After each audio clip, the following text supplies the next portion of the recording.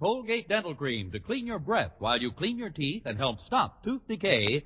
And Luster Cream Shampoo for soft, glamorous, caressable hair bring you Our Miss Brooks, starring Eve Arden.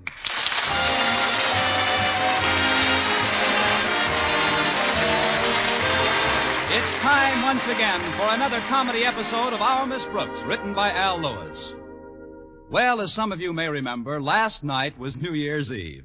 Well, like everyone else, our Miss Brooks, who teaches English at Madison High School, had looked forward to celebrating with considerable anticipation. But as the poet Robert Burns put it, the best laid plans of mice and men gang aft agley. I don't know about the men, but I'm certainly one of the mice Robbie had in mind, because last night somebody really ganged up on my glay. Everything started off normally enough Saturday morning as I joined my landlady at the breakfast table. Here, Connie, here's some tomato juice. It'll do you good, dear. What is this, a down payment on tomorrow morning? Oh, you won't need any tomorrow. Not if you come to my party tonight. What kind of a party are you having, Mrs. Davis? Very quiet, Connie. I've just asked some of the neighbors in to listen to the radio and maybe dance a bit. It'll be a nice, relaxed evening. Of course, I am having some help with the refreshments. Who's helping you?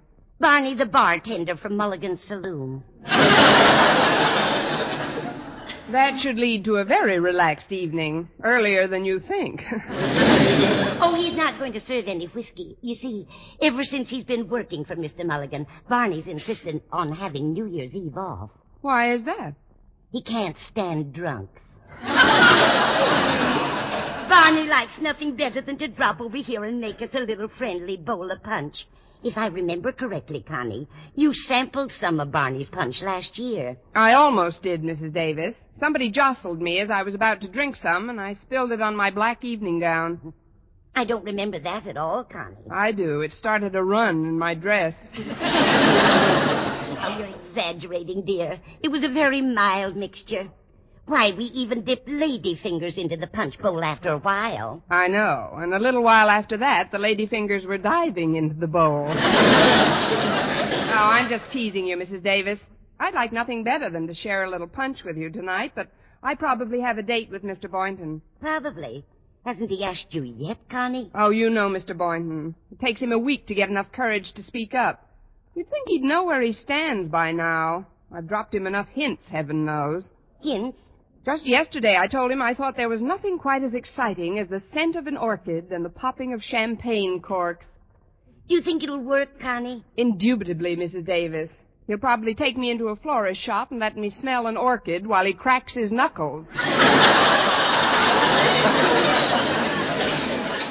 Mr. Boynton isn't the biggest spender in the world, is he, Connie? No, I think there's a Maharaja in India who spends $8 or $9 a week more. But after all, Mr. Boynton is a school teacher, and he probably just can't. Now, who can that be? Come on in. It's not locked. Finished with your cereal, Connie? Yes, thanks. Oh, good morning, Miss Brooks, Mrs. Davis. Hello, Mr. Boynton. Now, isn't that a coincidence, Mr. Boynton? I was just going to clear away the table and clear out. Oh, what's coincidental about that? Now she's got a good reason to. Exactly. See you later, folks. Take your time, dear. Well, Mr. Boynton, this is rather a surprise visit. Well, yes, Miss Brooks, I guess it is. Want a cup of coffee? All right. Keeps pretty hot in this percolator. There you are. Thank you. Well, that was fun. What'll we do now?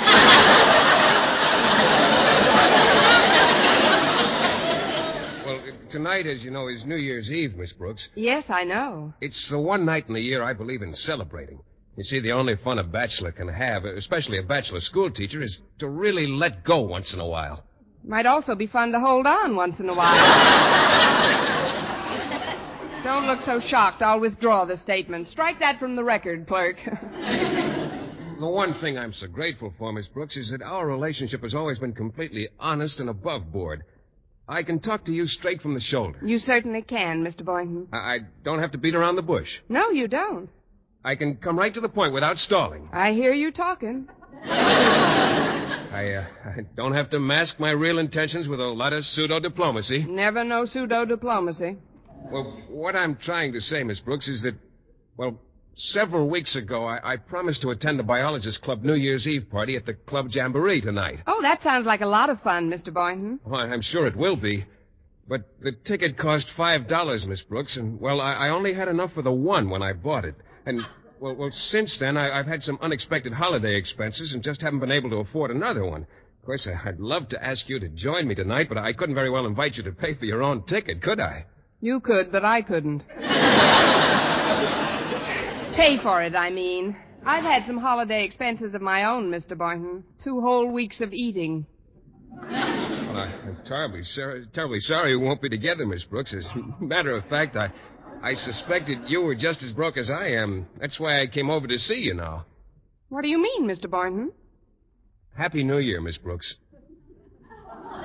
Same to you, Mr. Boynton. And thank you for a lovely morning. That's all right, Miss Brooks. Now let's sing 2 choruses of Old Lang Syne, and this will be the earliest I've ever folded on New Year's Eve. Please don't be annoyed, Miss Brooks. I'll be thinking about you tonight. From the minute I sit down in that nightclub and pick up my noisemaker. Well, thanks, Mr. Boynton. I'll be thinking of you, too, tonight, as soon as I sit down by the window and blow my tin horn. Well, I guess I better be running along now. Get cleaned up for the big night. Yes, you do that, Mr. Boynton. I've got to help Mrs. Davis with the dishes. Forgive me if I don't walk you to the door. Certainly. Well, see you next year, like they say. Don't take any wooden biologists. Now, that's just dandy. What's just dandy, Connie? Oh, where'd Mr. Boynton go? Home to rest. Oh, we've got a big night ahead of us, eh? We've got a big night ahead of him. Mr. Boynton is going to the biologist party alone, Mrs. Davis. Alone? But why, Connie? He just can't afford to take me with him. The tickets are $5 a copy. Now, if I had $5, I could... Mrs. Davis.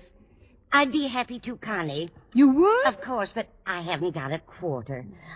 I spent my entire budget for this week on tonight's party. Oh, well, thanks just the same, Mrs. Davis. No sense in worrying about it, I guess. New Year's Eve is just another night. Maybe that's Mr. Boynton again. I'll finish up in the kitchen, Connie. Come on in. The door is still open. Ah, good morning, Miss Brooks. Mr. Conklin, what fortuitous circumstance brings Madison's esteemed principal to the humble abode of a lowly faculty member? You've seen your share of Charlie Chan movies, haven't you?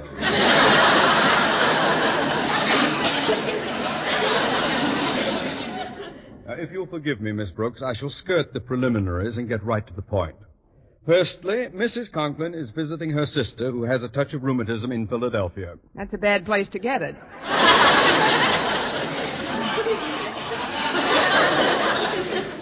Let's dispense with the fripperies, shall we?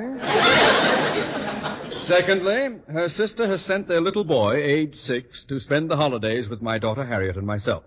Thirdly, I've promised Harriet she can go to a New Year's Eve party tonight. And fourthly, I have a dinner engagement with some old professor friends of mine from state normal days. But I don't understand, Mr. Conklin. At this late date, it is almost impossible to secure a babysitter, Miss Brooks. Now I understand. I'm sorry, Mr. Conklin, but I've been sitting with children for years now. I'm afraid I'm going to be busy tonight. Ah, what a pity. It would only be until 10 o'clock, and I was contemplating payment of, say, $5. I'd like to help you, Mr. Conklin, but it's really out of the question for me to... Did you say $5?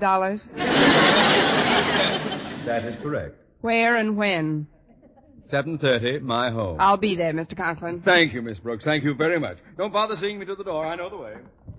Thank you, Mr. Conklin. Thank you very much. Yes, indeed. Mrs. Davis! Mrs. Davis! Yes, dear. What is it? Well, it's going to be a happy New Year after all. I'm going to sit with Mr. Conklin's nephew until 10 o'clock, and he's going to give me $5. He must be quite a well-to-do little boy.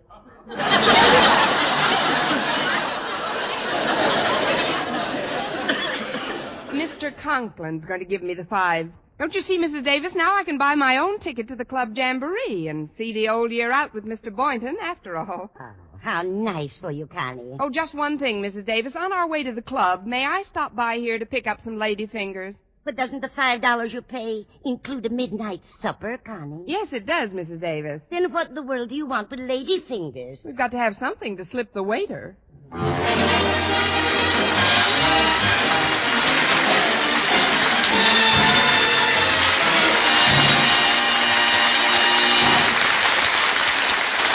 Our Miss Brooks, starring Eve Arden, will continue in just a moment. But first, here is Vern Smith. Now, proof that brushing teeth right after eating with Colgate Dental Cream helps stop tooth decay before it starts. Continuous research, hundreds of case histories, makes this the most conclusive proof in all dentifrice research on tooth decay. Eminent dental authorities supervised hundreds of college men and women for over 2 years.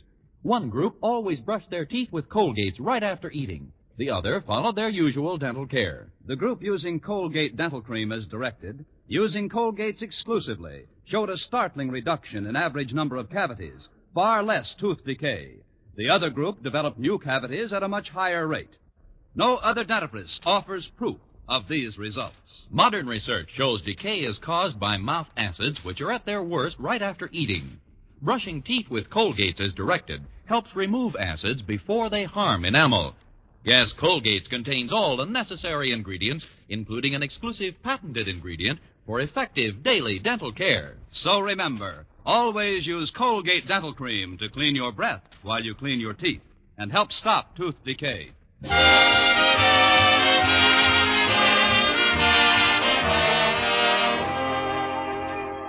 Well, I phoned Mr. Boynton and asked him to meet me at Mr. Conklin's home at 10 that evening. At 9:30, I was still trying to get little Stevie into bed.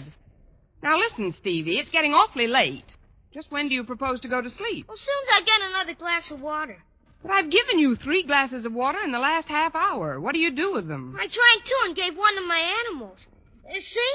Uncle Osgood bought me these toys for Christmas. They're very nice. Now get into bed, please. Well, first tuck my lion in the bed. All right. There, your lion's in bed. Now my tiger. Okay, your tiger's in. Now put my Black Panther in. Right, the Black Panther's tucked in. Now I'll just tuck... Stevie, why aren't you getting into the bed? Who do you think I am, Clyde Beatty?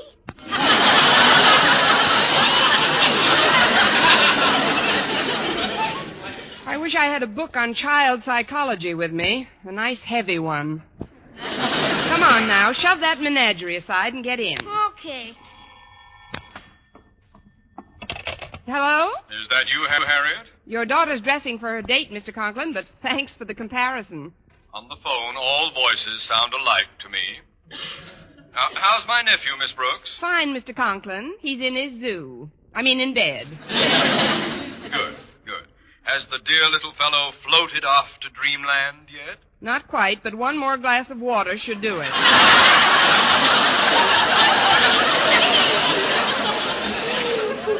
There hasn't been any change in plan, has there, Mr. Conklin? Why, no, Miss Brooks. Then I can expect you in about half an hour? I'm afraid it'll be considerably longer than a half hour, Miss Brooks. I'm staying over with some friends. But you said you'd be back at 10. That's right.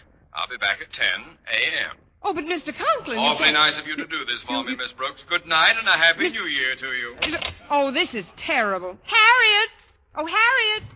Yes, Miss Brooks? Your dad just called and told me he won't be home until tomorrow morning. I know. He's staying with some old friends of his. From Normal. There's nothing normal about it.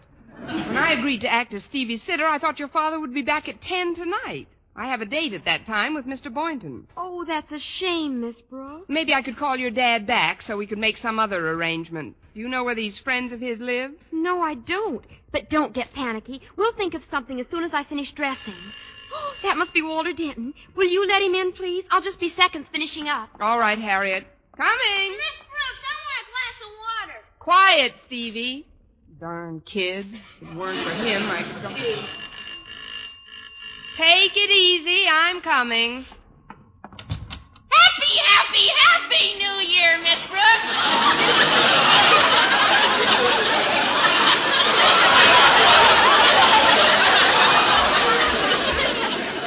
Come in, Walter. Isn't it a wonderful night to see the old year out on? Aren't you just in love with tonight, Miss Brooks? I'm crazy about it. Harriet will be ready in a few minutes, Walter. Ah, dear Harriet. You know, that's what I like best about this holiday. The feeling of closeness it gives you to the one you care for. Especially during that one breathless, rapturous moment right before midnight That moment, like the hush of a giant wave, ere it pounds mightily upon the golden sands. That tongueless moment of promised ecstasy, culminating in a crescendo of clamorous, amorous bliss. Have you ever been hit with a 6-year-old child? Gosh, Miss Brooks, you don't seem very happy about New Year's. Haven't you got a date with Mr. Boynton? That's just the trouble, Walter. I have. But I also have a date to sit here with Mr. Conklin's nephew, Stevie, until Uncle returns in the morning. It was all a misunderstanding, mostly on my part. Gee, that's a tough break, Miss Brooks. Isn't there any way out for you? I know. Maybe you could hire a babysitter to sit in your place. Of course, it couldn't be just any ordinary person. It would have to be a very special kind of sitter to fill your shoes.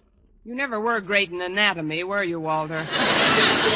But that wouldn't work either. Even if I had the money, which I haven't, it's too late to get anybody now. Well, here I am, Walter. How do I look? Devastating, Harriet. Absolutely soul-destroying. How do you think I look, Miss Brooks? Very atomic, Harriet.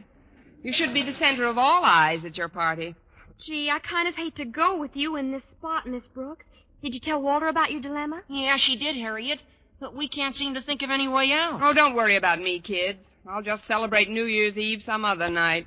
Maybe when Mr. Boynton comes to pick you up, you could talk him into staying here with you instead of going to his old biologist club party. Yeah, there's a swell phonograph and some keen records you could dance to. Maybe I'll do that. In fact, I may do that even if Mr. Boynton doesn't stay. Miss Brooks, I want a glass of water. Excuse me, kids. I guess I didn't tuck him in tight enough. I'll be right there, Stevie. You run along to your party and have a good time. You're certainly noble, Miss Brooks. I'm not noble. I'm stuck. Go ahead now. It's almost 10 o'clock. Noble or stuck, you're solid, Miss Brooks. Thanks, Walter. Maybe Mr. Boynton will notice it and stick around a while. I sure hope so. Me too. Have the best possible New Year's under the circumstances, Miss Brooks. I'll do my best. So long, kids. Hey, did Cousin Harriet go out with Walter Denton? Yes, Stevie, she did. He's an idiot. He's very fond of you, too. Here's your water. Oh, thanks. Hey, could I also have an ice cream cone? No, Stevie, no ice cream cones at this hour. With a pickle in it? That's different. You've got to have your vitamins. No, I'm just fooling. You've eaten quite enough for one night. Are there any pickles in the house? No, but I'd gladly let you have the one I'm in. Well, here's my glass. Hey, better leave it near the pitcher. I might get hungry again. Mm-hmm. Thirsty. Oh, that's Mr. Boynton. Now, you put your little head down and dream you're a battleship. Okay. Night, Miss Brooks. Good night, Stevie. I'll be right there. Oh, come in, Mr. Boynton. My, but you look handsome tonight. Oh, thanks, Miss Brooks. You look quite handsome yourself. I'm glad to see you already. I'm just raring to go. Well, unrare yourself, Mr. Boynton. I'm afraid I can't go with you tonight. Oh, but you said on the phone that Mr. Conklin will be back. Yes, and you... that was before he called me again. He won't be here until tomorrow morning. I can't leave Stevie alone. But I've been thinking, Mr. Boynton, we could have quite a nice time right here tonight. Here? You and me? And the phonograph. There are some fine records stacked over there by the sofa. But, Miss Brooks, we have no chaperone. Who has no chaperone? I'm here. I'm sorry, Miss Brooks. I've already paid for my ticket, and the other members of the club expect me at the club jamboree. In fact, I promised I'd be there by 10:30. Well, it's only 10 now. You could stay for a little while. Here, sit down on the couch, Mr. Boynton. Well, I guess I could stay for about 10 minutes or so. Fine, we'll have a million laughs.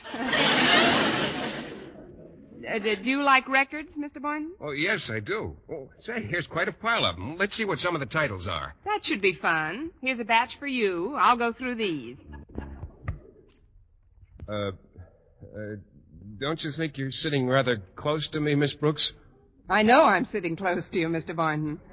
Well, I mean, I'm a little off balance. I don't want to break any records. Don't worry, you won't.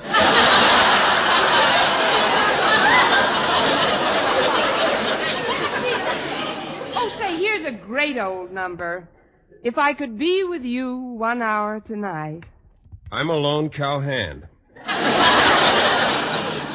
Baby, it's cold outside.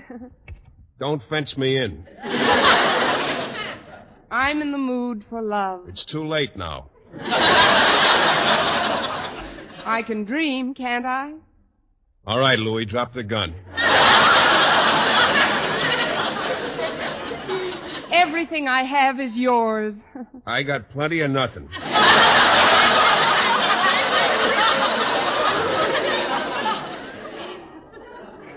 Drink to me only with thine eyes. I want a glass of water. Quiet, Stevie. You've had all the water you're going to get. Now go to sleep. Okay. Don't get petulant. Maybe you should let him have it, Miss Brooks. I'd love to let him have it. He's had quite enough, Mr. Boynton. Oh, say, here's a beautiful number. The Bells of St. Mary's. Oh, that is beautiful.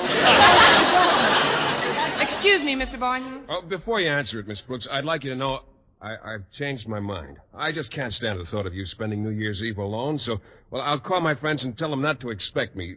That is, if you still want me to stay here with you. If I still want you, Mr. Boynton, don't move from that spot. Be right there. If I still want him, he says. Hi, it's us, Miss Brooks. We just couldn't stand the thought of you spending New Year's Eve alone. Come on in, Walter. Oh, but what about your friend's party, Harriet? We told them we weren't coming, Miss Brooks. Walter and I've decided to spend New Year's Eve right here with you. With me? But Mr. Boynton's here. Oh, hello, Harriet, Walter. How are you both? Oh, fine, thanks, Mr. Boynton. We came back to help Miss Brooks celebrate the New Year. Well, good. The more the merrier. I'm staying here, too. Wonderful. We'll have our own party, the four of us. Won't that be just the end, Miss Brooks? It'll be the end of something.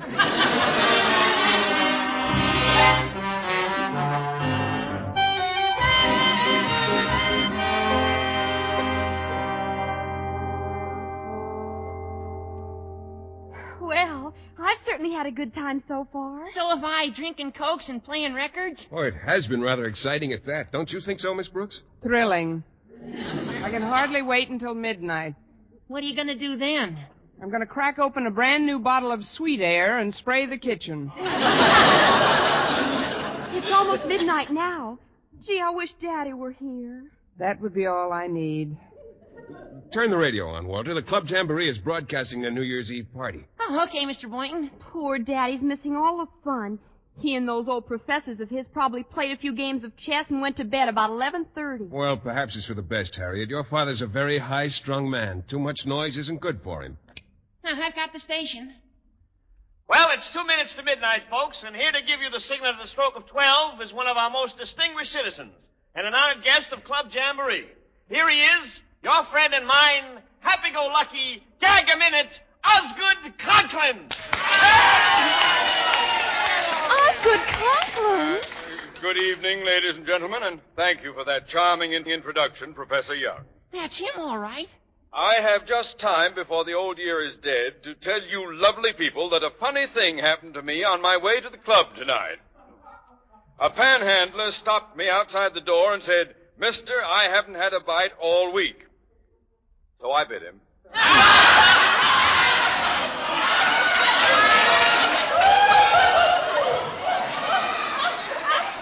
Oh, great. Madison's next principal will probably be Milton Berle. Now, when I give you the signal, let's get those noisemakers going and really let her rip. There are only 5 seconds to go. 4, 3, 2, 1.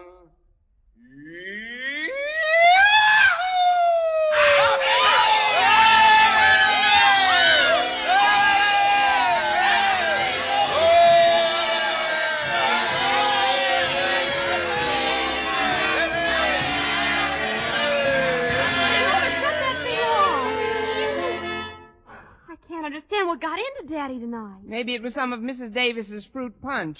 Oh, gosh, Harriet, your dad's entitled to have a little fun once in a while.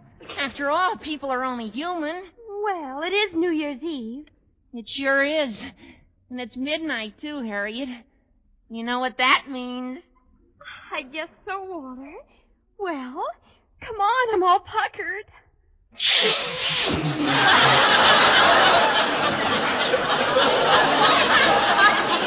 Well, here goes, Harriet. Mr. Boynton, do you see the work that's going on in the next yard? Yes, I do, Miss Brooks. Although I must admit I'm a rather diffident person most of the time, I feel that this being New Year's Eve, I can take a certain liberty. Liberty? You can take shore leave. Well,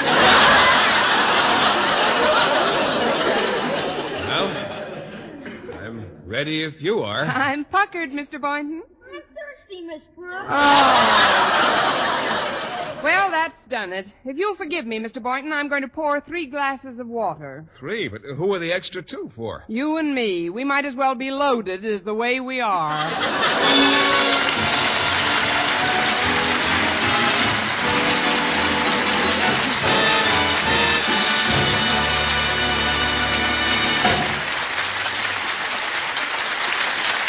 Eve Arden returns in just a moment, but first... Dream girl, beautiful luster cream girl. Tonight? Yes, tonight, show him how much lovelier your hair can look after a Luster Cream shampoo.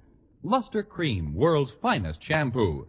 No other shampoo in the world gives Kay Daumit's magic blend of secret ingredients plus gentle lanolin. Not a soap, not a liquid. Luster Cream shampoo leaves hair 3 ways lovelier. Fragrantly clean, free of loose dandruff, glistening with sheen, soft, manageable. Even in hardest water, Luster Cream lathers instantly. No special rinse needed after a Luster Cream shampoo. So gentle, Luster Cream is wonderful even for children's hair. Tonight? Yes, tonight, try Luster Cream shampoo. Dream girl, beautiful luster cream girl. You owe your crowning glory to a luster cream shampoo. Ladies and gentlemen, we take pride in announcing that the poll of newspaper and magazine radio editors taken by Motion Picture Daily for Fame magazine showed that Eve Arden was voted the best radio comedian in 1949.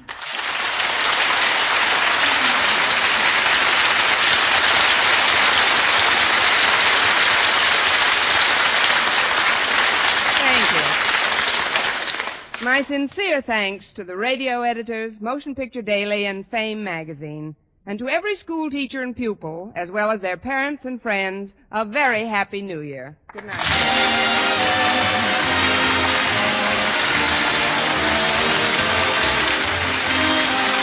Next week, tune into another Our Miss Brooks show brought to you by Luster Cream Shampoo for soft, glamorous, caressable hair and Colgate Dental Cream to clean your breath while you clean your teeth and help stop tooth decay. Our Miss Brooks, starring Eve Arden, is produced by Larry Burns, directed by Al Lewis, with music by Wilbur Hatch. Mr. Boynton is played by Jeff Chandler, Mr. Conklin by Gail Gordon. Others in tonight's cast were Jane Morgan, Dick Crenna, Gloria McMillan, and Jeff Silver.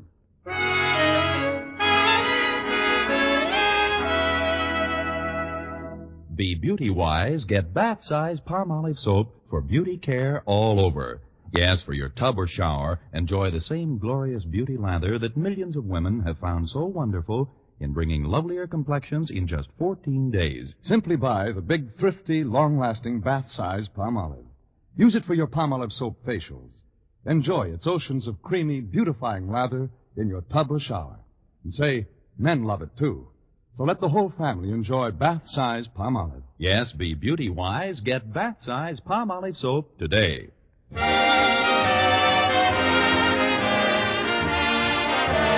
For mystery liberally sprinkled with laughs, listen to Mr. and Mrs. North, the exciting, fun-packed adventures of an amateur detective and his beautiful wife. Tune in Tuesday evening over most of these same stations. And be with us again next week at this same time for another comedy episode of Our Miss Brooks. Bob Lamont speaking. This is CBS, the Columbia Broadcasting System.